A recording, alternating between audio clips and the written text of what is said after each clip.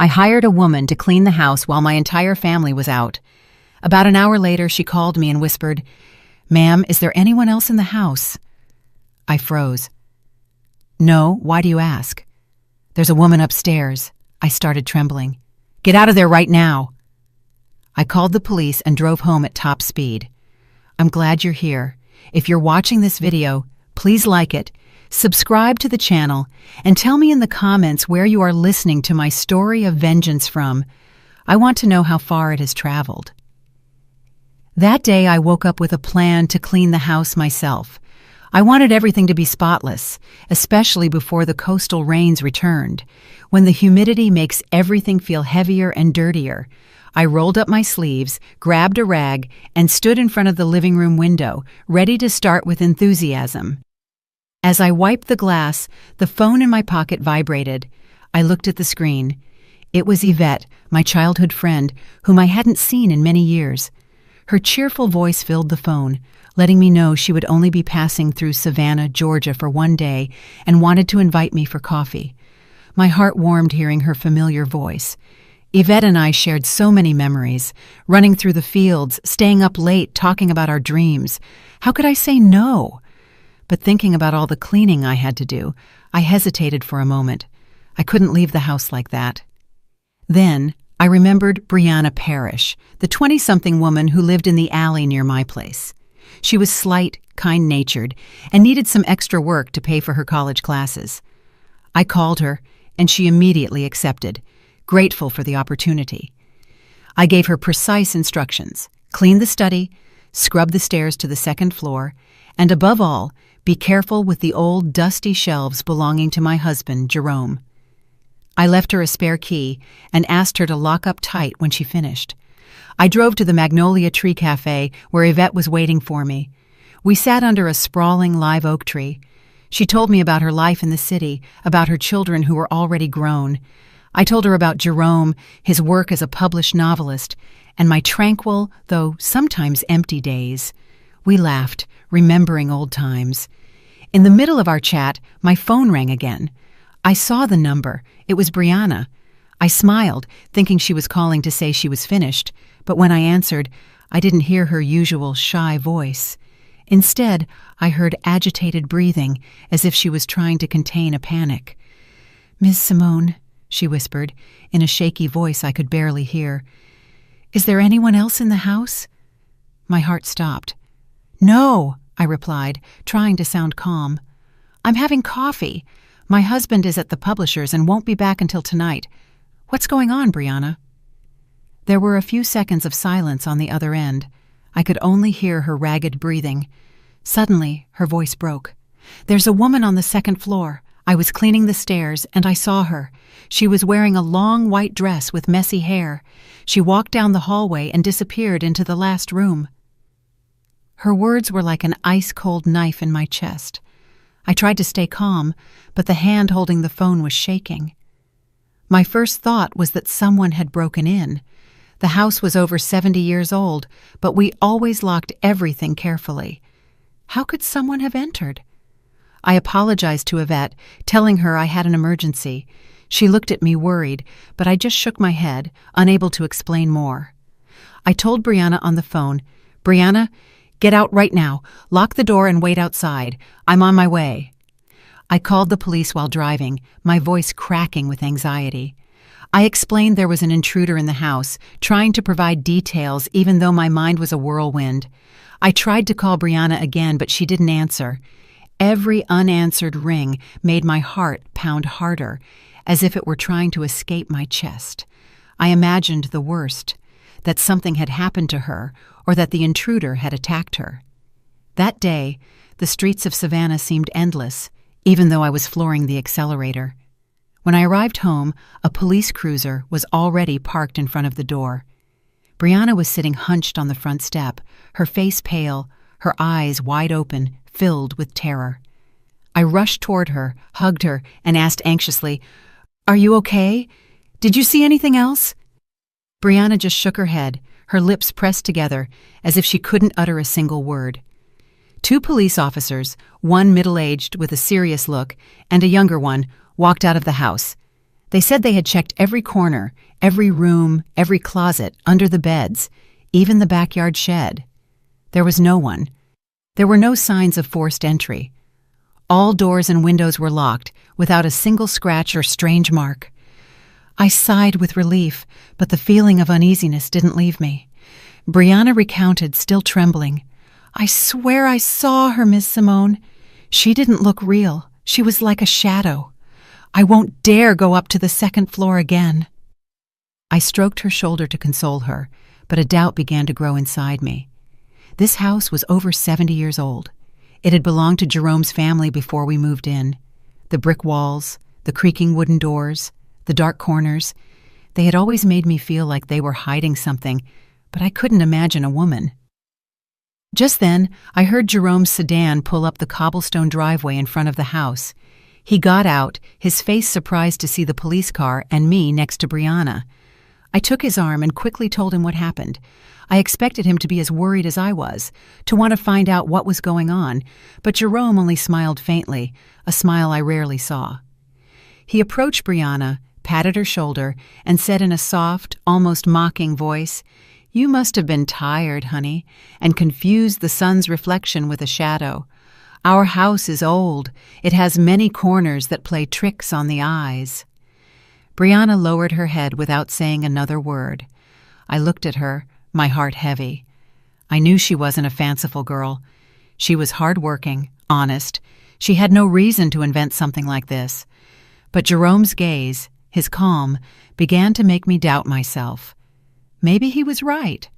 I apologized to the police for making them come out. A bitter embarrassment rose in my chest. I paid Brianna, asked her to go rest, and promised I would call her if I needed her. 3 months later, I officially retired. There were no more rushed mornings getting ready for work, no endless meetings, no days racing against deadlines. The old house in Savannah became my world, but the change of pace kept me awake at night. Every night I stayed up, staring at the ceiling, listening to the clock ticking in the darkness. During those nights, I began to notice strange sounds coming from the attic. At first they were slight noises, as if something small accidentally fell to the floor. I convinced myself it was the wind blowing through the old windows or the wood creaking due to the changing weather. But little by little, the sounds became clearer, more vivid. I heard something like a chair scraping across the floor, slow and heavy. Then light but constant footsteps, as if someone were walking back and forth. Sometimes I even heard the rustle of paper, as if someone were silently turning the pages of a book. I told Jerome one morning. As we had breakfast in the kitchen, I tried to keep my voice steady, but I couldn't help feeling uneasy. "Honey, I've been hearing noises in the attic lately. It's not the wind, it sounds like someone is up there." Jerome yawned without looking up from the newspaper in his hands. He replied distractedly, "It's just rats, Simone. Our attic is old. It's full of stuff. It's mouse paradise. I'll buy some traps tomorrow, set them, and that's that." The next day, just as he promised, Jerome brought home some large metal traps, the kind that make a loud snap when they close. He placed them at the foot of the ladder leading to the attic, right beneath the old wooden door. "There," he said, dusting off his hands. "Now you can sleep soundly, my love." Oddly, the noises disappeared completely after that. No more footsteps, no scraping chairs, no rustling paper. I sighed with relief, convincing myself that Jerome was right. Maybe it was just mice and I had worried too much. But then, strange things started happening, things impossible to ignore. One afternoon, I bought a package of spicy sausage from the local market, my favorite for its intense flavor. Jerome, on the other hand, had never liked anything spicy. He wouldn't even taste it. I carefully wrapped the sausage in paper and stored it in the refrigerator, planning to enjoy it over the weekend. The next morning, when I opened the door, I froze. A large chunk was missing. The cut was irregular, as if someone had sliced it off in a hurry. I asked Jerome, who was reading the newspaper in the living room, "Did you take some of the sausage from the refrigerator?" He looked up, frowning as if my question was absurd.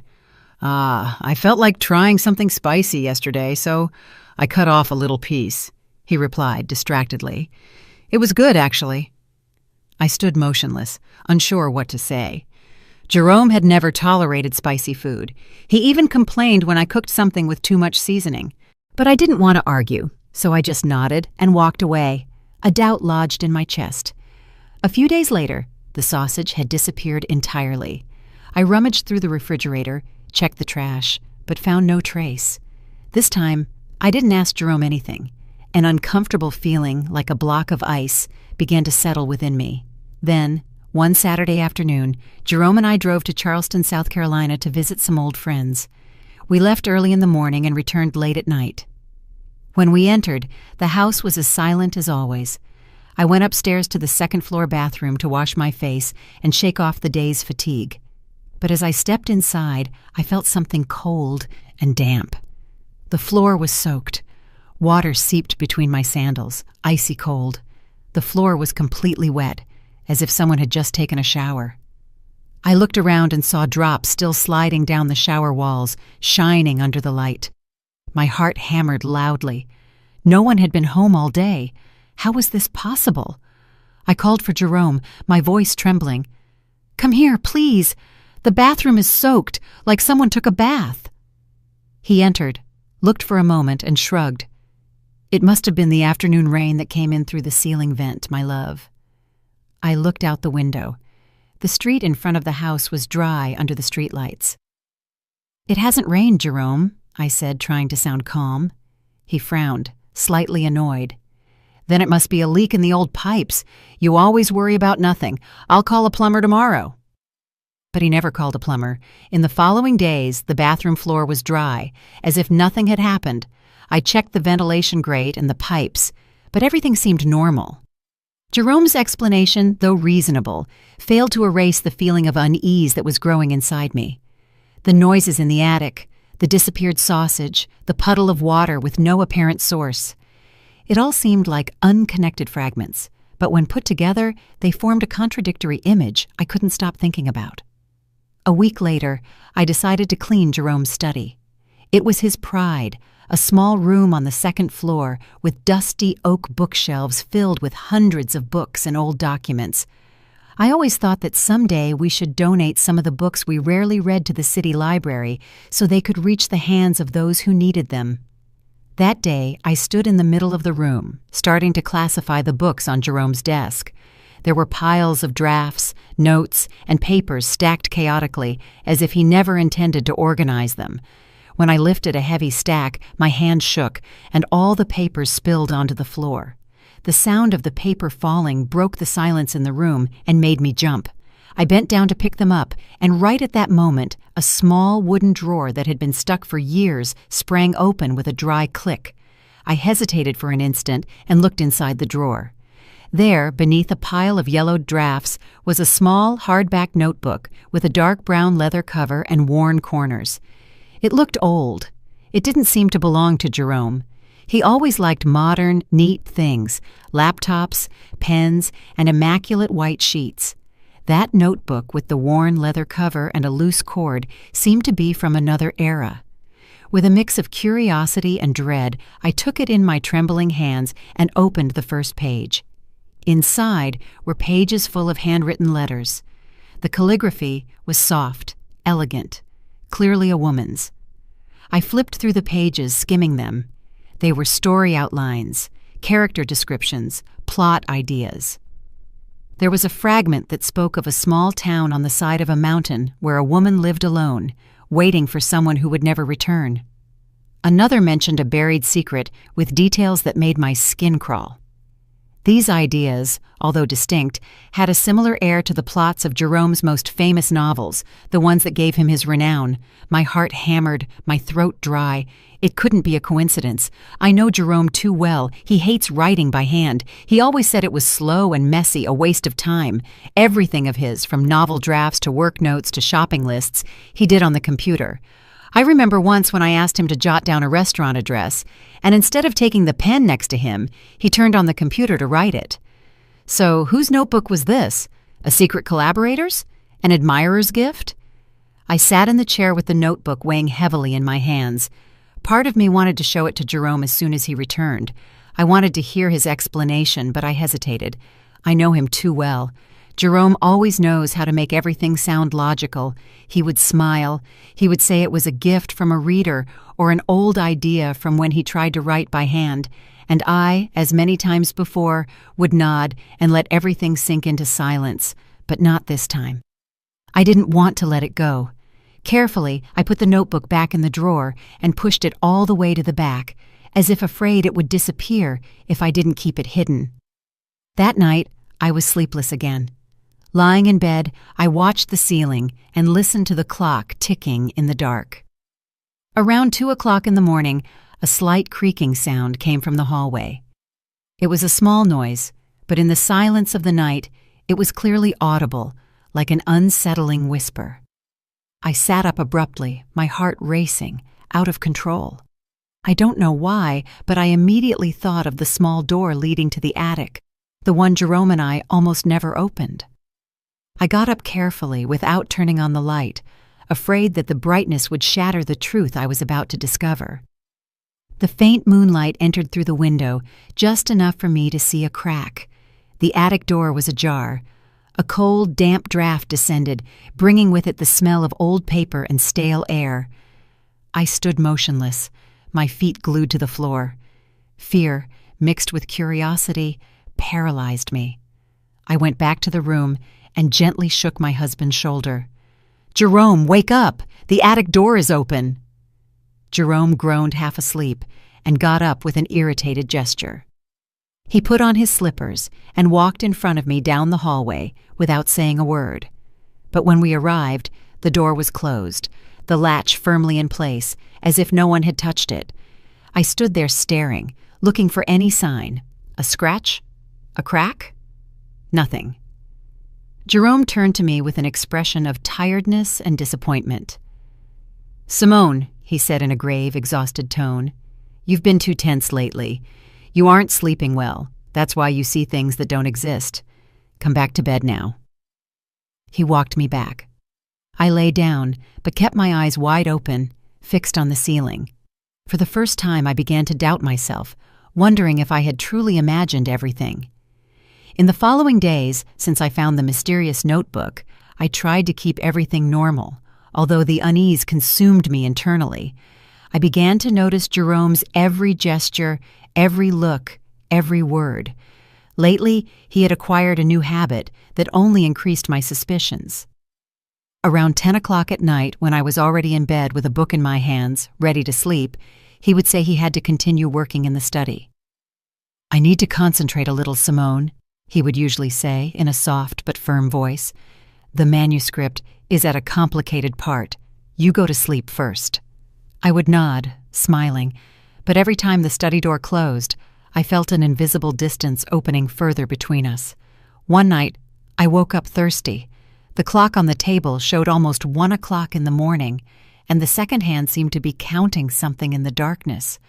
I reached out to touch Jerome, but the bed was empty, the sheets cold, as if he had never been there. My heart leaped. A sensation of disquiet ran through my body. Where was he? I put on a thin robe and went out into the hallway, thinking he might have fallen asleep at the desk, as he did sometimes when the pressure from the publisher exhausted him. I walked down the dark hallway. The faint light from the living room projected strange shadows on the walls. I pushed open the study door, but the room was empty. The computer screen was off, the chair perfectly placed beneath the desk, as if no one had been there. I called out softly, "Jerome?" My voice echoed in the silence, but there was no answer. I went down to the kitchen, thinking he might have gone for water, but it was also empty. Only the moonlight entered through the window, making the shadows of the plates on the shelves look like ghosts. I started walking through the house, calling his name, my voice growing shakier. My heart pounded hard, as if sensing that I was about to confront something. As I passed the staircase leading to the second floor, I heard a very soft step, almost imperceptible if I hadn't been paying attention. I looked up, and under the dim hallway light, I saw a silhouette slowly descending. It was Jerome. He was barefoot, walking carefully, as if he didn't want to make the slightest noise. In his hand, he carried a porcelain plate, the kind we used for weekend dinners. When he saw me there, his eyes widened. An expression of surprise crossed his face. The plate slipped from his hands, fell onto the stone floor with a sharp clank, and shattered into pieces. That sound tore through the silence of the night, startled me, and I took a step back. I looked at the fragments, confused. The plate was empty, clean, with no traces of food or grease, as if it had been carefully washed. That only increased my bewilderment. I looked up at Jerome and asked in a trembling voice, "What were you doing up there at this hour? I thought you were in the study." He bent down and began picking up the pieces with slow movements, as if trying to buy time to think of an answer. He avoided my gaze and said in a forced tone, I got stuck on the end of the book. The editor won't stop pressuring me, you know. I needed a quiet place, so I went upstairs for a while. I got hungry and went up with some food." I stood there, watching him pick up the pieces, unable to fully believe him. I knelt to help him. When our fingers brushed on the cold floor, I felt a shiver of distance. That hand that once gave me comfort now chilled my skin. I knew he was under a lot of pressure from the publisher. The constant calls from Mr. Sterling, his editor, kept him tense. Maybe, I told myself, he just needed space to write. Maybe I was overreacting. The next morning, the house was heavy, as if an invisible cloud floated above us. I woke up tired, my head full of unanswered doubts. Jerome, avoiding looking at me, got up earlier than usual. I heard him silently preparing coffee, the soft clinking of the porcelain, but without the usual "good morning." He locked himself in the study, closing the door firmly, and I knew he didn't want interruptions. I stayed in the hallway, looking at that wooden door with a heavy heart. Near noon, Jerome emerged, dressed in a gray suit and carrying a small suitcase. He paused in the living room, where I was sitting with a cup of cold tea. "I need to go away for a few days," he said in a flat, emotionless voice. "Maybe I'll go to Atlanta. I need a change of scenery for inspiration." I looked up, surprised. Jerome never left without warning. He always planned everything in advance. He consulted the itinerary with me. "Why so suddenly?" I asked, trying to sound calm, though my heart was pounding. He didn't look at me directly. His eyes were fixed on the window, where the sunlight filtered through the dusty panes. "The idea just came to me suddenly," he replied monotonously. "Be careful while I'm gone." But just before walking out the door, he suddenly turned and placed his hands on my shoulders. His grip was stronger than usual, making me jump. "Simone," he said in a low, serious tone, "while I'm away, don't let anyone in. Do you hear me? Especially no one from the publishing house. If Mr. Sterling, my editor, comes looking for me, tell him I went on a trip and that you don't know when I'll be back." I nodded, but a feeling of unease grew inside me. His words didn't sound like a simple warning, but an order, an alert. Jerome had been gone for about 2 hours when the doorbell rang. I looked through the peephole and saw Mr. Sterling, Jerome's editor, next to a young assistant. Both looked impatient. I hesitated for a moment, my hand on the doorknob, feeling my chest flutter. Jerome's words echoed in my head, but I couldn't stay here without answering. I took a deep breath, opened the door, and forced a smile. Mr. Sterling didn't wait for me to invite him in. He walked straight into the living room with an annoyed expression. "Ms. Whitlock," he said in a harsh voice, "I know Jerome is home. Stop covering for him. We need the manuscript urgently. The deadline was 2 weeks ago." Keeping my composure, I repeated exactly what Jerome had asked me to say. "I'm sorry, Mr. Sterling, but Jerome left this morning to seek inspiration. I don't know when he'll return." Mr. Sterling let out an ironic laugh that chilled my blood. He pointed toward the Hamiltons' house, our neighbors across the street. "Don't lie to me anymore," he said sharply. "Mr. Hamilton told me he sees the attic light on until very late every night. If Jerome is working that hard, he should have the manuscript ready, not hiding like this." The young assistant, a girl with kind eyes, intervened. "Ma'am, we just want to help. If Mr. Jerome is going through writer's block, he should talk to us. We can support him." Her tone was gentle, but I could no longer concentrate. Mr. Sterling's words struck me hard. The attic light. I had never noticed that. We almost never went up there. It was full of old boxes and cobwebs. Why would a light be on? And why did Mr. Hamilton say he saw it every night? My heart seemed to stop. I tried to maintain my composure as I walked them to the door, promising to notify Jerome as soon as I had news. But as I closed the door, I leaned against it, trembling. My mind raced. The scattered fragments began to fit together. The noises in the attic, the piece of sausage that disappeared, the puddle in the bathroom, the mysterious notebook, the empty plate, and now the light. It all pointed to the same place. The attic, that forgotten space I hadn't been in for years. I no longer felt fear. Instead, a cold determination began to grow inside me, like a silent flame that pushed me to discover the truth. I went to the backyard shed, where a faint light from the street lamp filtered through the crack in the door. The smell of dust and old oil made me cough. I looked for the old folding ladder that we hadn't used since we moved in. It was heavy, covered in dust and cobwebs, as if time had left it behind. I dragged the ladder down the second-floor hallway, each step weighing me down, as if I were carrying all the accumulated suspicions. When I placed it under the hatch leading to the attic, I felt my heart pounding hard, but not from fear. It was an urgency, a certainty that I was about to discover something that would change everything. The metal latch was rusty, so stiff that I had to use all my strength, grit my teeth, and push hard until it gave way.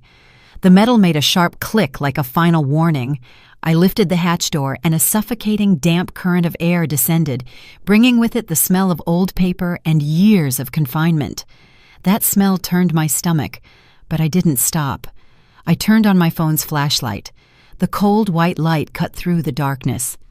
I took a deep breath and climbed up. Each rung creaked beneath my feet, as if guiding me toward a world I wasn't prepared for. The attic was larger than I imagined.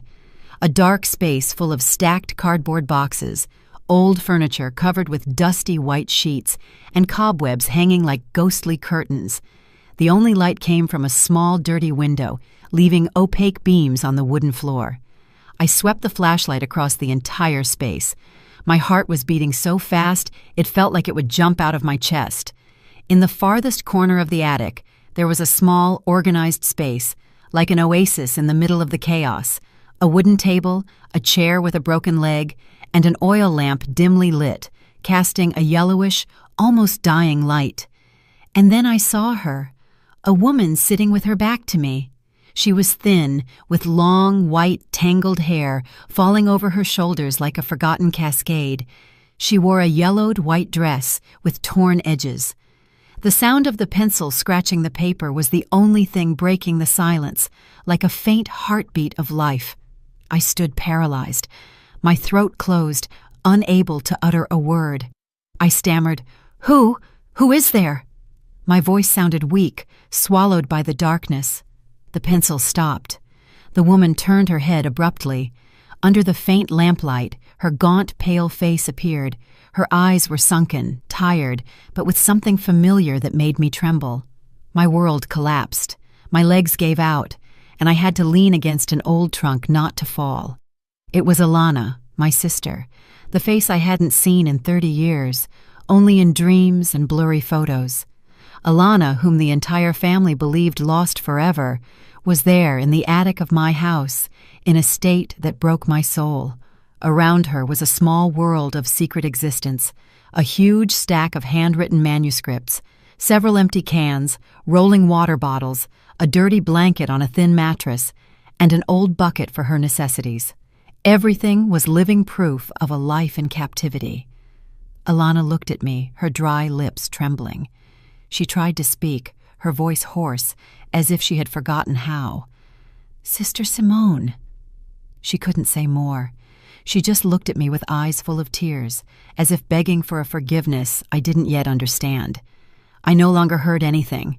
Hot tears welled up and ran down my cheeks. I walked toward her like a sleepwalker, my legs shaking, my head spinning. Alana, my sister, the one I had cried for until my soul was dry, thinking I had lost her forever. Now she was here, alive, like a ghost inside my own home. I took her thin arm. I felt every fragile bone beneath her skin. "Come downstairs to the living room," I said between sobs, my voice broken. "Come down now, Alana." I helped her stand up. A storm of emotions raged inside me. Joy at finding her, pain at seeing her like this, and fear of the questions screaming in my head. Why was she here? Who had done this to her? And Jerome? What did he have to do with it? I guided her down the stairs. Her every step was unsure, as if her legs didn't remember what it was like to leave that dark attic. The light of the house illuminated her face, highlighting her sunken features and narrowed eyes, unaccustomed to the glare. She looked like a creature of the dark, seeing the sun for the first time, and that broke my heart. Alana, my sister, who once shone like the Savannah sun, was now nothing more than a fragile shadow. I led her to the living room. I carefully sat her down in the most comfortable armchair, where the soft light of a lamp fell upon her like a caress. I rushed to the kitchen, filled a glass with cold water, and with trembling hands brought it to her. Alana tried to hold it, but her hands shook so much that the water spilled. I knelt down, held the glass, and helped her drink, sip by sip. Tears stung my eyes, but I held them back. I didn't want her to see me weak. She needed me to be strong, at least for now. After a few sips, Alana began to cry. It wasn't a soft cry. It was a silent scream, as if all the years of repressed pain were erupting at once. She collapsed onto my shoulder. Her thin body shook, and I could only hold her tight, feeling every vertebra through her clothes. I didn't ask her anything. I just stayed there in silence, letting her cry, letting the tears carry away some of the weight she had carried for so long. When Alana finally calmed down, she began to speak, her voice broken, barely a whisper. "Sister Simone," she murmured, looking at the floor, unable to meet my eyes. "I never thought I would see you again, especially not like this." I took her hand, squeezing it gently, trying to convey some warmth. "Tell me, Alana," I said, my voice firm yet tender. "What happened? Why are you here?" Then she began to tell me, every word of hers like a stab. She spoke of that fateful night 30 years ago when her life fell apart. Darren Albright, her editor at the publishing house, had summoned her to his apartment to discuss work. Alana, naive and young, believed him. But when she arrived, Darren was drunk. His gaze was no longer that of a boss, but of a predator. He tried to force himself on her, his voice loaded with menace. Alana defended herself with all her strength. She pushed him, but he didn't stop. In the midst of the struggle, she, panicked, grabbed a small marble statue and hit him in the head. "Sister, I just wanted him to stop," she said, her voice choked. I didn't want that to happen." But the blow was too strong. Darren fell to the floor, hitting his head against the coffee table, and lay motionless, showing no signs of life. Alana recounted that she was paralyzed, not knowing what to do, her mind blank with fear. Just then, Jerome appeared. He said he was just passing by to invite her to dinner at our house, but upon entering, he witnessed the entire terrifying scene. "I wanted to call the police, sister," Alana said, her eyes red. "I wanted to turn myself in, do the right thing, but Jerome wouldn't let me." He stood there, looking at her with chilling calm. "You'll go to prison, Alana," he said in a cold voice. "You'll lose your whole life. Let me help you. For Simone, I'll protect you." I listened, my body cold. Jerome, the husband I loved, whom I trusted, had manipulated my sister, using my own love for him. He convinced Alana that hiding the truth was the only way to protect me, to prevent our family from bearing the shame.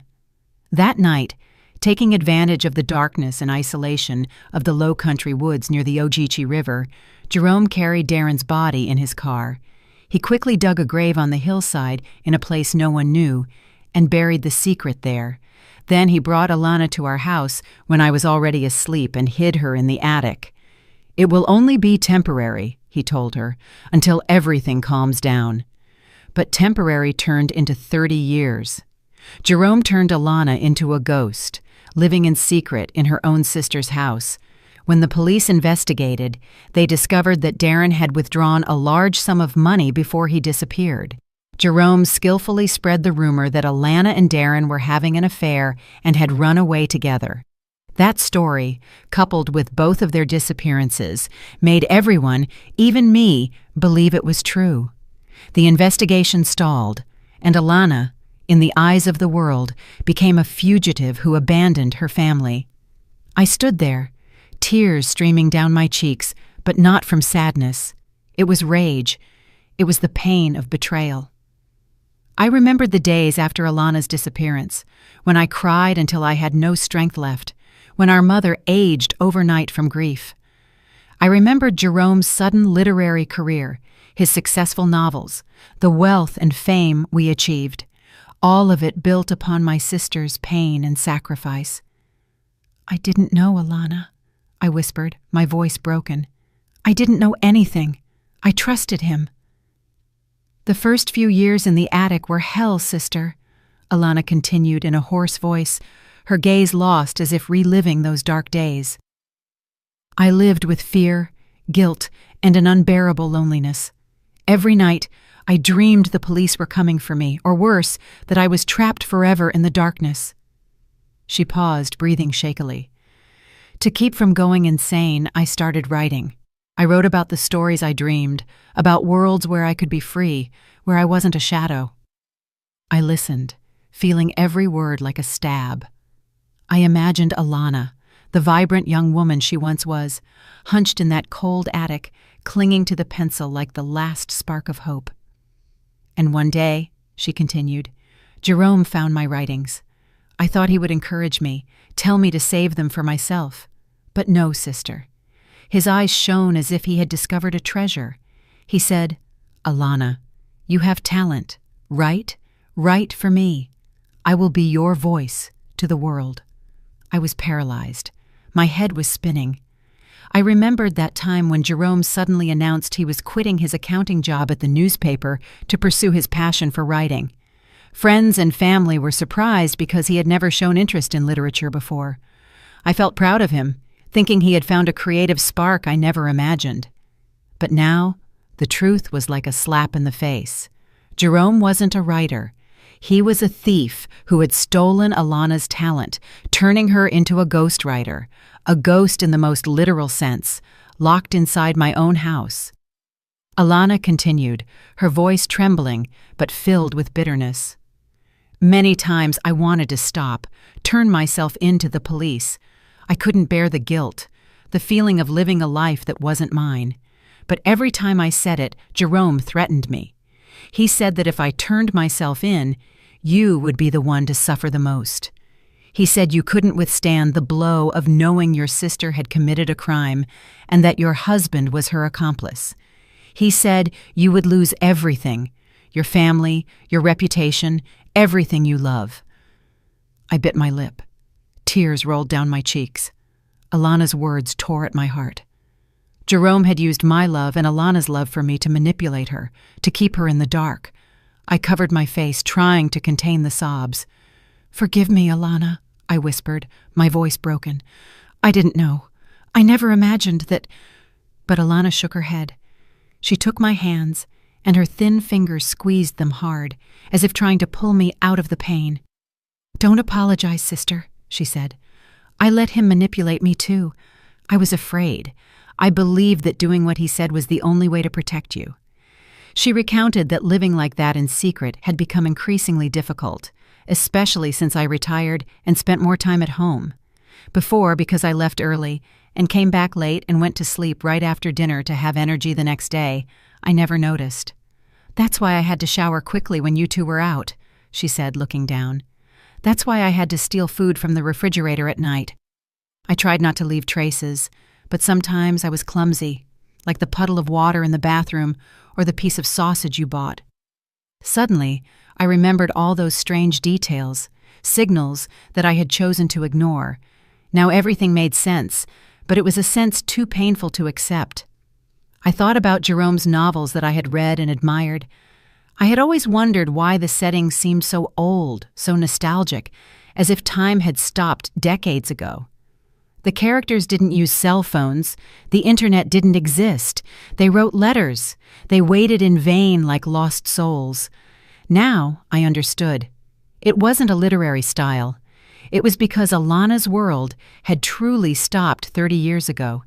She was trapped in the past. She could only write about what she knew. Those stories of two people who never managed to find each other were a reflection of her own tragedy, a life separated from the outside world.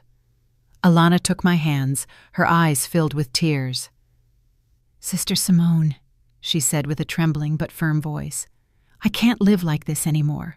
I have paid for my mistake for 30 years in this prison. Now, I want to face real justice. I want to turn myself in." Her words were like a final stab, cutting the last threads of hope I had left. I had lost her once when I thought she had run far away. I didn't want to lose her again, but looking into her eyes, I knew it was what she needed.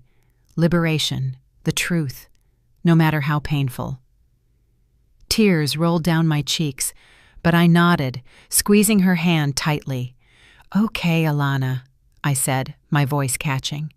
"I'll take you to the police station. We will face everything together." I hugged her, feeling her fragile body in my arms. My heart was full of pain, but there was also a small spark, the hope that though late, I could still help her regain her freedom. The next morning, I dressed Alana in one of my clean outfits. The dress was too big for her thin body, but at least it made her look more presentable. We hadn't slept all night. I sat next to her in the living room, telling her how the world had changed, the tall buildings, the smartphones everyone was glued to, and the loved ones who were no longer with us. Alana only listened in silence, her gaze lost, as if trying to imagine a world that had been stolen from her. I drove to the Central Police Department with Alana seated beside me. She was hunched in the passenger seat, her hands clasped together, her eyes fixed on the window, like a stranger seeing an unknown planet for the first time. "Everything has changed too much," she whispered, amazed at seeing the electric cars pass or children taking photos with their phones. I took her hand and squeezed it gently, trying to give her some courage. "I'm here, Alana," I said with a trembling voice. "We're going to get through this together." At the police department, I asked to speak directly with the head of detectives. At first, they refused, saying we needed an appointment. But when I mentioned the disappearance of Alana Whitlock, which occurred 30 years ago, their attitude changed completely.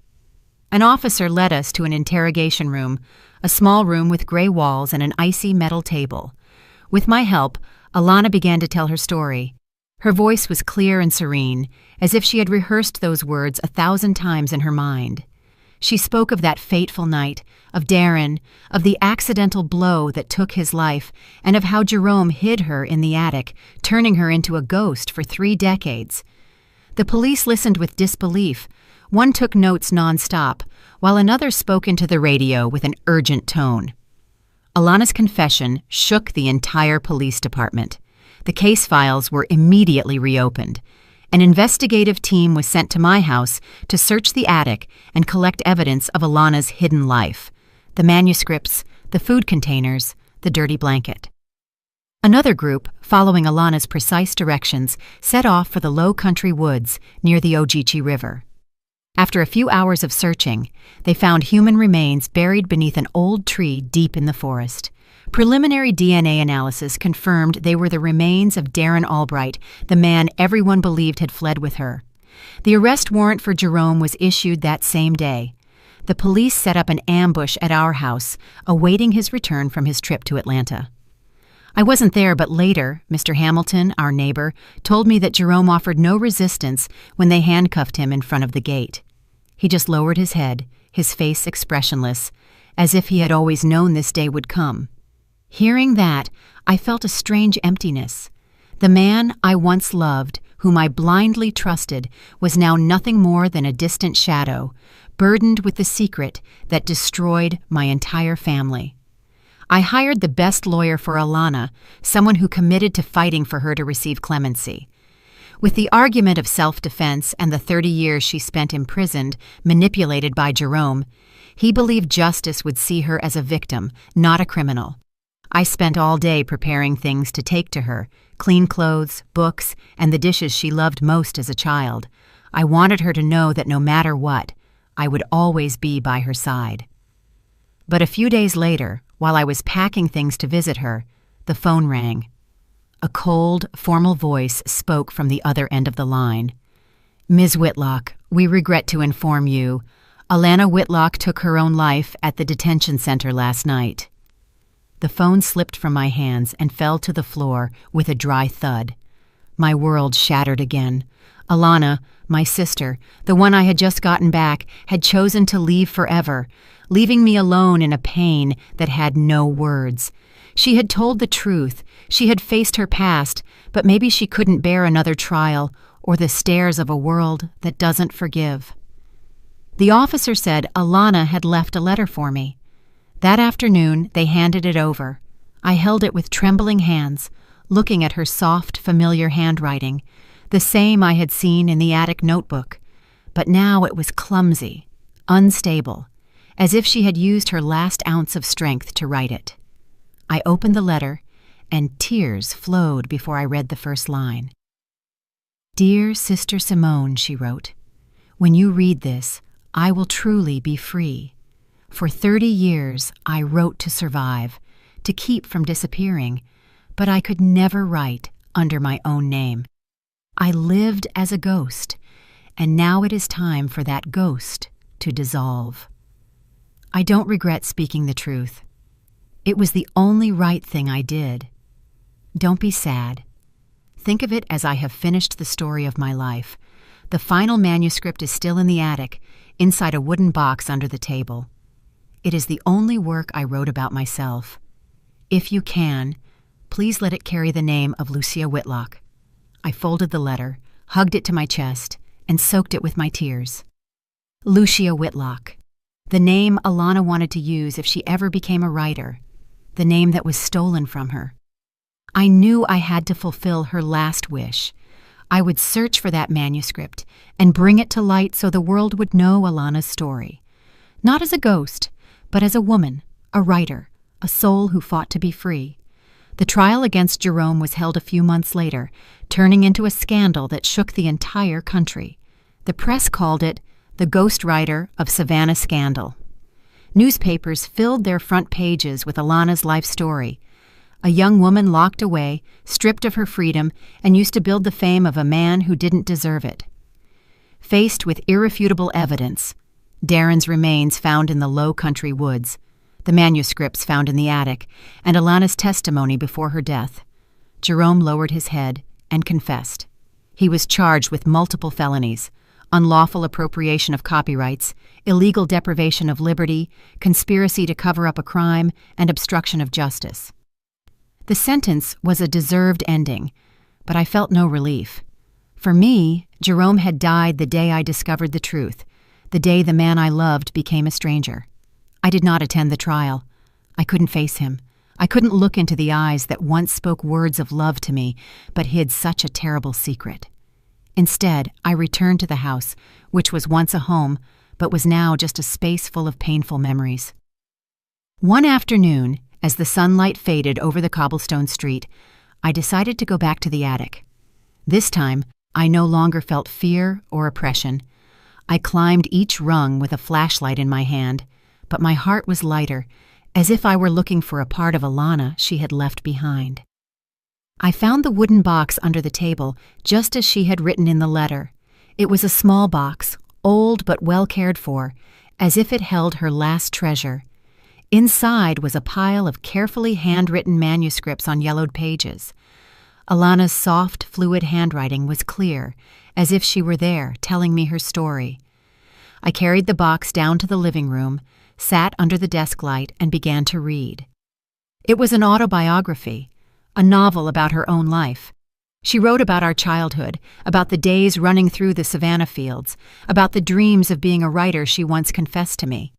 She recounted the terrible night that stole her future, the 30 years lived in darkness, and the incredible strength she had not to let her soul break. Every page was a stab, but also a song of resilience, of love for life, no matter how hard. I spent weeks editing the manuscript, reviewing every line carefully, as if touching Alana's soul. There were nights when I stayed up until dawn, with tears running as I read the passages where she spoke of her loneliness in the attic, or the times she imagined being free, walking out into the sunlight. The book was not just her story, but the voice of a forgotten person, stripped of her identity. I knew I had to bring it to the world so that Alana would not just be a name in my memory, but a true writer.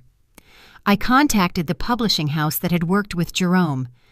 At first they hesitated, fearful of the surrounding scandal, but when I sent Alana's manuscript, they were completely convinced. "This is a masterpiece," the editor told me over the phone, his voice full of emotion. "We will publish it, and we will do so with all the respect that Alana deserves." The book was published under her true name, Alana Whitlock. On the first page, instead of a prologue, I only wrote one sentence. No one should be imprisoned in the dark, especially if they love freedom. It was my message to her, to my dear sister, whom I loved in this world. The book became a phenomenon. Readers across America, and then the entire world, were moved by Alana's life story. They admired her literary talent, the sincerity, and the poetry in every line. Jerome's old works, now re-edited under Alana's name, also began selling again as a way to right the injustice. Alana, though gone, finally became a recognized and beloved true writer. I read the reviews, the letters from readers, and my heart felt tight yet warm. "You did it, Alana," I thought. "You got your voice back." Sometimes I still go up to the attic. Now, it is no longer a place of confinement, but it has been cleaned and turned into a small library. I open the window to let the sunlight stream in, illuminating the shelves where Alana's works are respectfully placed. I stand there, looking out at the lively street. Alana's voice has been recovered, and justice has in some way been served. I know she is somewhere, in the sunlight, in the pages of the books, and in my heart, free forever. And when everything ended, I understood something.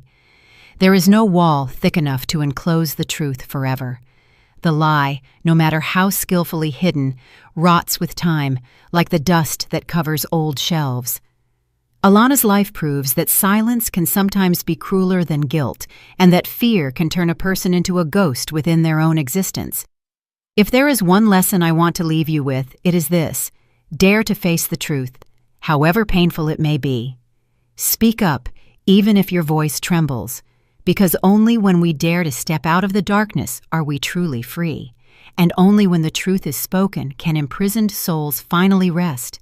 The story you have just heard has changed names and locations to protect the identity of the people involved. We are not telling it to judge, but with the hope that someone listens and pauses to reflect. How many mothers are suffering in silence inside their own homes? I truly wonder, if you were in my shoes, what would you do? Would you choose silence to maintain the peace, or would you face everything to reclaim your voice? I want to know your opinion, because every story can become a candle that lights the way for others. God always blesses, and I am sure that courage will lead us to better days. For now, on the final screen, I will leave two of the channel's most beloved stories. I am sure they will surprise you. Thank you for staying with me until this moment. Did you like the story, and which city are you listening from? Let's meet in the comments. If you liked the story, you can support me by sending a super thanks so I can keep bringing more stories like this. Thank you so much for your sweet support. I'm looking forward to your comments on the story. On the screen, you can see 2 new life stories that I highly recommend. There's so much more on my channel. Don't forget to subscribe. See you in the next life story, with love and respect.